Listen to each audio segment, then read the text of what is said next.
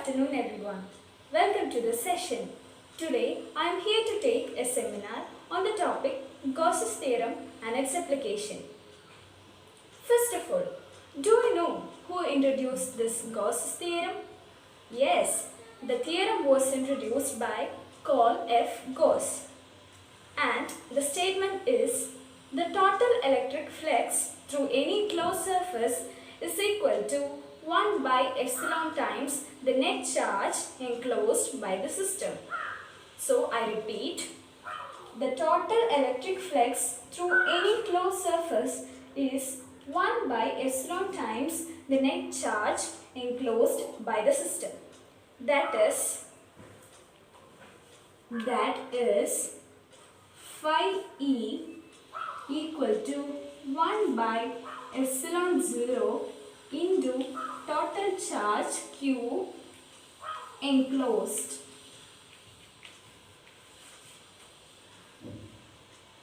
This is a mathematical representation of Gauss's theorem or Gauss's law.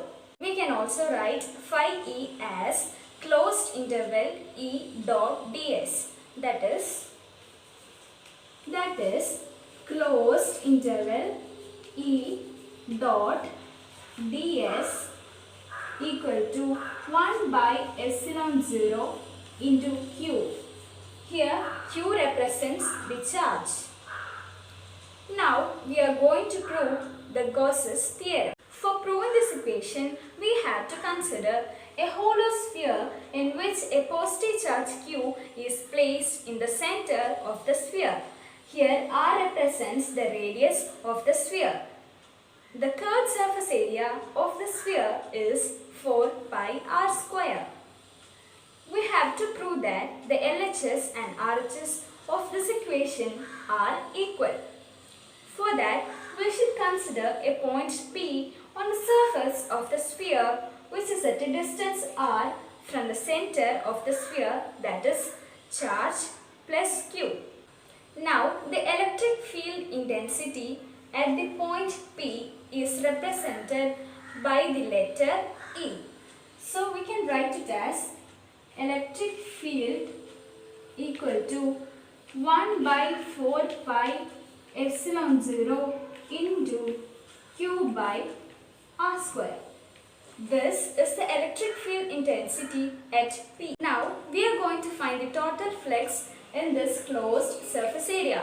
That is, LHS of this equation is equal to closed interval E dot ds. So, we can write LHS as LHS equal to closed interval E dot ds. We are familiar with this term. This is in the form A dot B. We know that the product of A dot B is AB cos theta. So, we can write the equation as closed interval E dot ds cos theta.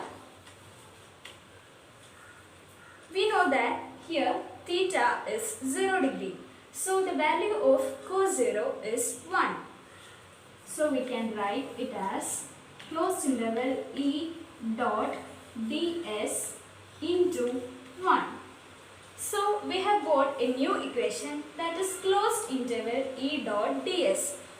Here, the value of E is a constant.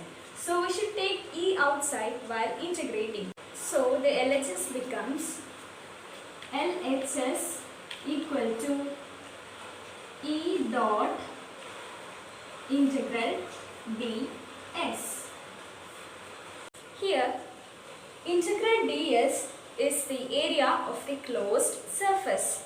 So, it is equal to E into S. This is now in the form E into S. So, closed interval E dot ds equal to E into S. Now, we have come to a new equation, that closed interval E dot ds equal to E into S.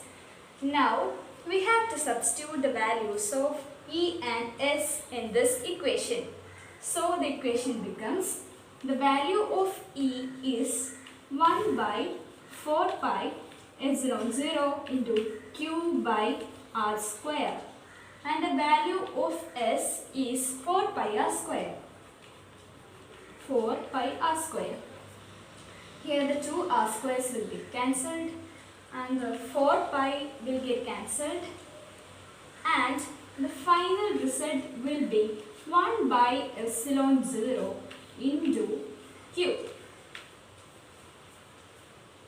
So we have come to the conclusion that the LHS and RHS of this equation are equal.